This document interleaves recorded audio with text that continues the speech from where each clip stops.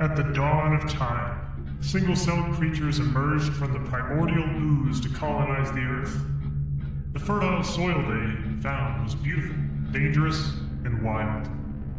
However, it was also super lame because they didn't have the concept of numbers with which to rate things. Now, in the year of our spaghetti monster in the sky, 2025, two intrepid brothers have come forth to solve the world's problem. No longer will items go unrated. No longer will everyday objects escape the rule of numerical law. This is Review Everything. Hello, and welcome Hey. to Review Everything. This is not a normal episode. In fact, if you're starting here, I don't recommend it. This is a bonus episode because we're following up on items from Christmas past in episode 8. But if for some reason this is your first episode, this is Review Everything. It's a podcast where we rank everything in the spectrum of existence, and we try and put a numeric value to it so that we can just keep the universe in check and put it in its place. I am Ashton McCauley. I am a writer. I'm a data person, and I hold strong opinions. Wow. I am Connor from work. I am your elder millennial guru. I am your advocate. I am your friend. I am your champion. Yeah, look, he's been my champion in my group for a long time. Mm-hmm. I walked into an office building 10 long years ago, just wide-eyed and expectant, and the first thing that Connor did was shush me. And it immediately told me where I stand, and I think it took me down a few pegs that I needed to be taken down. I didn't have to give you a number, but you got one. Yeah, that's right. Did you know part of a guru's job isn't just to educate, it is to help break the veil, to pierce the veil so you can see the world as it is. And so sometimes that happens through trickery or more negative actions, and that's what happened there. And that's okay. You do strike me as a trickster god, if I'm being honest. I know God and guru aren't the same, but I feel like the lines blur quite often. My intro might be God in the next one. I'm God. God. So we have a special guest this week because last week you set a challenge.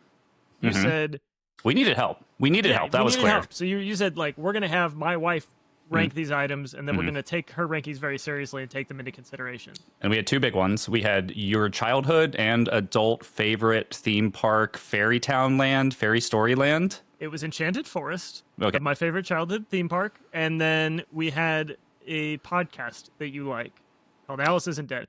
So to help us rank these, to on the way. Oh, we both listened to it in the car right there. So to help us out, I'd like to welcome my wife, Kendall. Kendall. Hello. Good. She's gonna hate me, this. Kendall. You might think I look a little different than last time. Honestly, your sinuses look clear. Yeah, no, they are. Thank you for noticing. Now, You're welcome. Can you describe me to the audience who's listening at home and maybe not watching? Yeah. For the audio files out there, we have a terrifying puppet. It looks to be gendered, and that gender would be female. I'm guessing because of the long eyelashes. Very gendered. Long hair. A very fun voice. You can hear that part. I don't have to describe that. That was silly. Of course, everybody can hear my voice. Well, you have two big eyebrows that are black. You have big eyes that are green. You're blue. I did that for you myself. Oh wow. Let's just go on with the puppet, I think. Yeah, all right. Kendall. I'm here to help. Talk about your items from last week. Kendall, do you want to start with the podcast, or do you want to start with the Fairy Enchanted? Sorry, It's okay. I tried. She's kind of blowing the levels out. If you could teach her how to podcast, she really is blowing the levels out. So I thought I would talk about we went on a road trip last week, and we were going down I-5. And I kind of want to set a scene for you and then show you a PowerPoint presentation. Again, another PowerPoint presentation? Really? I know. Kendall, I feel the same way. He does this all the time. I know. Our wedding vows were nothing but a PowerPoint. Mm-hmm. So, we're driving down I-5. We're headed to Portland. And despite telling my parents what time we were going to arrive, we get a text from my dad that says, "Take your time." Fuck you already. Well, I don't know what the fuck that means. Yeah, I don't know what it means. So I was confused. I was angry. It's just like, what the fuck does "take your time" mean? But then I see this beautiful blue roadside attraction sign that says Shipwreck Beads. And I have seen this sign many times in my childhood. And I did wonder, like, what is Shipwreck Beads? And so I have a small PowerPoint presentation I'd like to show you. But first I'd like to ask you, Sorry, Kendall has to go away because I need this hand to get the PowerPoint presentation. She'll be back. Wait, we're not going to rate the other things? We are. This is about bees? This is a diversion just to get us warmed up, just to get a base. You said bees? Beans. Beans. Baked beans? Beads. So first, just real quick, it's a quick diversion. So we're going down I-5. This is what it looks like. Do you see it? Mm-hmm. Do you see it? Okay. And then we arrive in this little this little like abandoned, not abandoned. It's not abandoned. We arrive in a business parking lot. Yeah, business park. But first, what does Shipwreck Beads mean to you? I would guess it is little pieces of polished rock that you get on the shores, and maybe they make more of them. Maybe they get the rocks and like spin them, like tumble them. Yeah, that's similar to what I thought. I thought it would be rocks found in the ocean or beads made from shipwreck pieces. So hold on, you went to this and you very purposefully did not Google it? They said take our time, so we did. Why would you go to a place that you don't know what it actually is? Because so when somebody tells me take your time, and then I see a blue sign on the side of the road that says Shipwreck Beads, I'm like, I gotta know what this is. Like, what is Shipwreck Beads? You don't have to go to it to know what it is. I thought, but look, I was driving. I'm not gonna use my phone, Connor. Come on, jeez. So I thought, like, this is the perfect opportunity. I've seen this sign my entire life driving down I-5. I've always wanted to know what it is. I'm gonna go find out. So we come to this little place. We go inside, and it's a little office building that we're walking through. There's a big sign that says "This way to the beads." Are there other things? So okay, then we go down a hallway. There's another sign that says "Beads" with an exclamation point this way, and then there's an award. 2001 Shipwreck Beads, the world's largest selection of beads, and there are some various like shipwreck paraphernalia just. Wait, are these to an office wall? Are these those beads that you melted into logos when you were kids?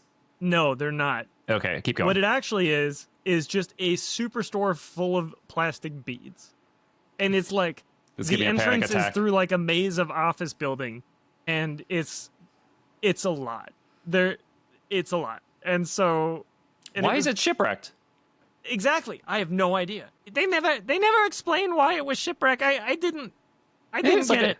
It's treasure. These are lightning ranking 0. Oh, Kendall. 0. That's strong. I give it a 0. Yeah, I'm with you, Kendall. I appreciate your earnest take on beads and beans. Thank you. Yeah, I didn't like it either, but I did enjoy the sense of adventure I got from finally finding out what Shipwreck Beads is, because this has lived in my mind for quite a while. You ever smell something that smells sad to you? That place looks like it smells sad to me. It did smell sad, and it felt weird. Like, there was just, why are there so many plastic beads? They were also 40% off that day. Like, we walked in, there was this big sale sign that said 40% off I'm beads. sure that sign's never there all the time. Yeah, anyways, so Shipwreck Beads, Kendall actually gave it a 4 out of 10. Why? Look, I'm changing my lightning ranking. 0. Lightning can only be 0 or 10. That's my favorite part of the podcast. I love when you do lightning rankings. Oh, thanks, Kendall. I came up with that. Maybe, Kendall, maybe me and you. I feel like we have a good energy on the pod. Maybe this should be a me and you thing. Later. Later. We'll talk later. Okay, so the other place we went, okay, we'll start off with the podcast. We both listened to it, and it was a bit overhyped. We listened to the specific episode that you talked about. Wait, you're talking about my podcast? Yes, the Alice. Oh, okay. The Alice Isn't Dead. Kendall's words, it was engaging, but the language was overly poetic, and it seemed forced. And there was long silences, and I just didn't like it. Interesting. I like the long silences. Yeah, I thought the narrative was okay, but it wasn't going to listen to it again by choice. Even so, knowing that you listened to, I think, 2 episodes in the first 4, and so as another creative and an author, I can tell you, in my opinion, they're still finding their footing. So there wasn't enough of a nut there for you, which is totally fine. I'm just digging in a little bit. I'm just taking the surface off a tiny bit, just a tiny bit. It was okay. Lightning ranking 4 out of 10. Fine, whiteout. Lightning ranking 2 out of 10. Fuck you, let's go. Hey, that's uncalled for. That wasn't my ranking. That was her ranking. She gave it a 4 out of 10. Okay. I would give it like a 6. Okay, I'm fine with that. I would give it like a 6 out of 10. I'm disappointed, but people have different numbers for different things. Yeah. And you already have told us that your job here is to frustrate me and to fight me on numbers. And so I'm no kissing. No PDAs, gross. And so I am mad at you right now, but it's not because you gave an earnest number. It's because I don't trust that you did. but we'll find out. Yeah, I mean, look, that's my honest opinion. I just didn't enjoy it. But the other place we went was Enchanted Forest. And you had asked me to first rank how it held up for me for my nostalgia. And I will tell you, it was still pretty damn fun. And a lot of it was exactly how I remember it, which was interesting. And then like the log ride was really fun. The dark ride was really fun. The only thing I didn't like was there was a bunch of kids and it was fucking hot. It was like 98 degrees and there was kids just packed into like very tight areas trying to look at bad animatronics. But the park itself, still really good. Is there anything that hasn't held up, or like when you were a child, it had whimsy or maybe it was scary, but now as an adult you look at it and you're like, why? This was so much cooler when I was young. No, it was all cool still. It's exactly what I expected it to be. That's awesome. Right down to the Jolly Roger water light show. Oh my god, that was amazing. Water came out of the ground. It danced. Whoa, Kendall, what was your favorite? They serve frozen pizzas. Oh, okay. You could buy them for $15. Wait, they were frozen when you got them, or they heated them up for you? They look like DiGiorno. They look like you just pop a DiGiorno in like a microwave, and then they bring it to you in like a plastic box, and that's the same as when I was a kid too. Like you never ate an Enchanted Forest. That was not the goal. Okay, I had a question an Enchanted around Forest, something had gone wrong. Okay, so Kendall's rating. Let's see. Let me get to her notes here. I mean, I don't know why, because she's right here. I shouldn't need to. Enchanted Forest gets an 8 out of 10 for roadside attraction. Wow. Rating would be lower if it was in the theme park category. But I think you went with roadside attraction. Is that right? I think we actually went with special places. Special places, yeah. 9 out of 10. This collusion. This is collusion. No, I am my own entity. I am very clearly my own entity. Kendall, I enjoyed what was your the favorite? log flume. It was fantastic. Ashton, shut up. I enjoyed Kendall. racing down the slide. Okay. I did not enjoy that I had to pay. So here's the thing. To get into these rides, do you have any idea how much you have to pay? I don't. You need to tell me. $5 for the log flume. Whoa. $4 for the haunted house. Very scary. Is there an entrance fee? Yes. No, to the whole park. Yes. And then to each ride? Yes. Wow. But there's so there's like $20. She's not being fair. She's not being fair. I hate that look. I hate it when she does that. But so yes, each ride is so uncomfortable. She's just looking at me in a way that says I don't like it. I'm in trouble, but I'm gonna blaze through this. But so you pay like $25 to get in. Okay. The 4 premium attractions you got to pay for. So the log ride, the haunted house, the bobsled coaster, and the trackless dark ride. And you did all 4? They're all $5 except for the haunted house, which is $4. And honestly, that's a deal and a half because the haunted house, incredible. And also, while we were on the log ride, this little kid kept asking the attendant if he was gonna have any trouble because he had a cracked bone in his foot, and it said, "If you have any injury, you cannot ride." And he was very worried. They had the medic of Enchanted Forest come check out his foot to see if he could ride the log ride. I can verify that's true. We saw that happen. What's in the haunted house? Oh man, everything. It was. Are there so people? It's cool. There's no scare actors or anything like that. It's all animatronics, but like. There's a big scene that looks like you're looking out into a faraway graveyard with like spirits flying out of the graves. There is a jungle room where a man is getting attacked by anacondas and carnivorous plants that's like glow in the dark. There's catacombs. There are serial killers. It's wild. Hold on. Oh, Ashton, Attractions 360 channel on YouTube from 3 years ago have a point of view walkthrough of the haunted house. Oh hell yeah! All right, let's. You know what?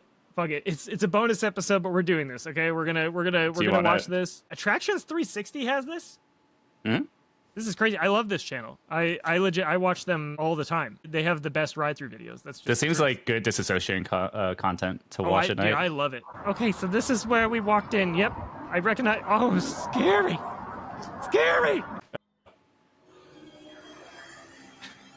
This is everything.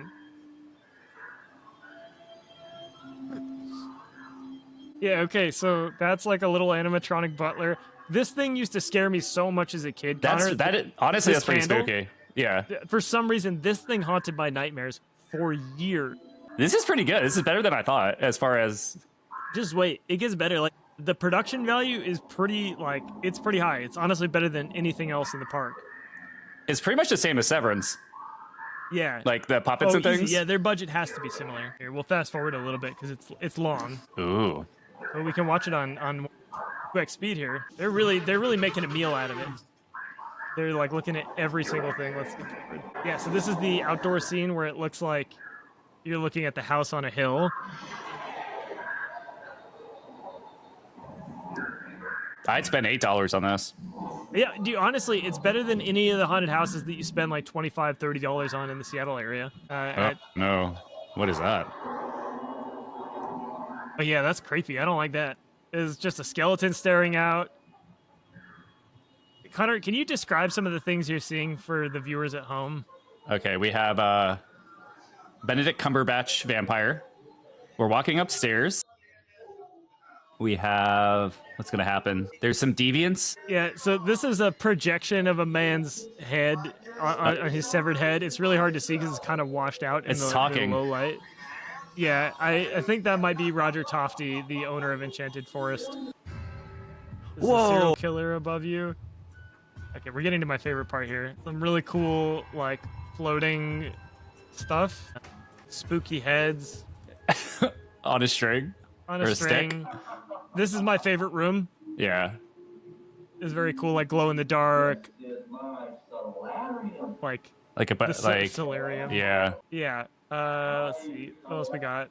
Got some rats in the kitchen. Creepy faces. Creepy skeletons.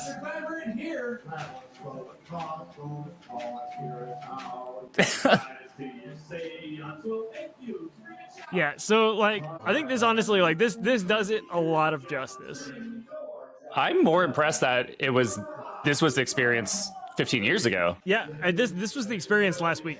No, I know, but it's the same as Yeah. like when you were a kid, right? Yeah, like they might have done some refurbishments. This would have spooked me as a kid. Oh, dude, as a kid, I ran through this house. My parents were pissed they paid $4 for it because I would sprint through it because I was terrified.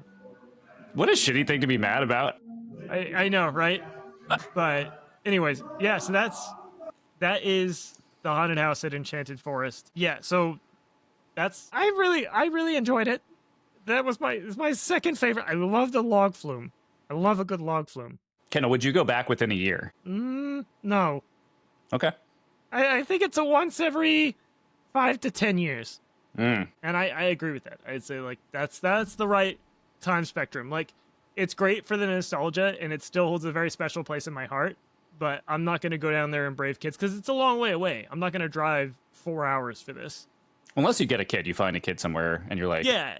Oh, dude, if my friend's kid wanted to go and like his dad's like, I don't want to take him, I would go in a heartbeat. I'd be like, yes, I will take your kid to Enchanted Forest for you.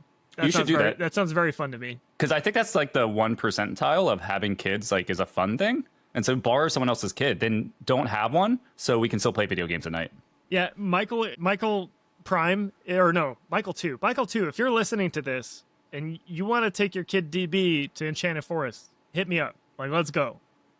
I think he's Michael Prime. He lives in Vancouver. He's close. So, anyways, any questions for Kendall before I send her away? Kendall, I want you to listen to 6 more episodes of that podcast just to give it a shot. It's not happening.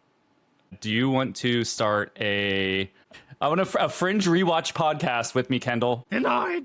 Okay, bye, Kendall. Lightning ranking 0. Kendall's kind of mean. She's aggressive with that. Yeah. She's really aggressive. So we got to go back and redo the rankings real quick. I think I gave Enchanted Forest a 9 out of 10 the last episode. Kendall gave it an 8 out of 10 as a roadside attraction and 9 out of 10 as a special place. 6 is a theme park. No, 8 is a theme park. 8 out of 10. We have it on video. Yeah, that's true. We do have it on video. She did give your thing a 6. But okay, so if I gave it a 9, Kendall gave it an 8. What do you give Enchanted Forest? Like, how do you feel about this rating? That's an 8.5 if we both of us, or if we average both of us. I'm gonna say a 6. Okay, so that's brutal, man. A 6? Why a 6? What? Why? Come on. Hey, come to me. Give me your honest ranking here. You really think a 6?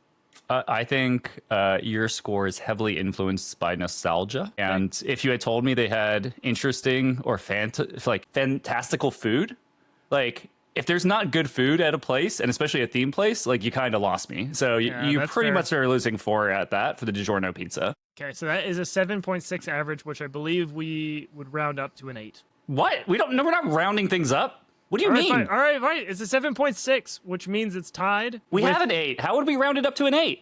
We have the tuberculosis book is currently at a 7.6, and okay. I think it's better than that. There's lots of books in the world. There's only one Enchanted Forest, That's so true. I'm okay with that. I'm okay with the TB book being below it. Okay, so that puts it at a 7.65. Okay.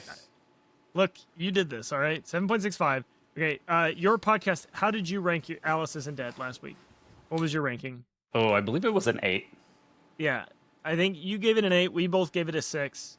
Mm-hmm. Or no, I gave it a 6. She gave it a 4. So yeah. 8 plus 6 plus 4 divided by 3. That puts it at a 6.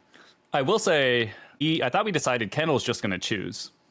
Okay, yeah, I'm actually fine with that. So then she puts it at a 4, and she puts Enchanted Forest at an 8. What's our tie break for 8? Do we have an 8, I assume? We do. It's first schoolyard ass beating. I'm going to say that that's more important than Enchanted Forest. For me. For me, too. Okay. I think it's formative, and I don't want to, that's important. So I'm going to bump it down to a 7.9 just to make things easy. Mm-hmm. Because we don't have a 7.9. Alice Isn't Dead is a 4, which means it's tied with Fitz the Dog. Better than Fitz the Dog for you? Worse than Fitz the Dog? And this is not a joke.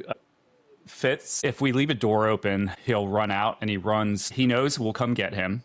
And he turns it into like an hour-long game where we're tracking him via GPS across the neighborhood. And the first thing he does is run to a coyote like den that has a bunch of garbage and like feces and rolls in it. And so he came back and he smelled awful. I didn't talk to him for a week. I didn't give him any treats. Like I would give the other dog treats. I was so mad at this dog. So knock him down. All right, so I'm going to put this above Fitz the Dog, which puts it at a 4.1, which is just below your 400-year-old Spanish coin. Ooh, yeah, I definitely like this podcast more than Fitz the Dog. Yeah. All right, cool. That's it. Thanks, that's the bonus Kendall. episode. I just want to thank Kendall. I mean, she kind of needs to check her attitude if she's going to come into our dojo like this and not bow, is how I feel. Believe me, I got to live with that every day. It's really difficult for me. I'm gonna have to take some deep breaths before we go do the real episode. Yeah, we're recording back to back like maniacs. Anyways, that's it for this bonus episode. Go listen to the full episodes of Review Everything, and we'll see you in a week or however long, some amount of time. And as we always say, wash your butts. Bye. Wash your butts.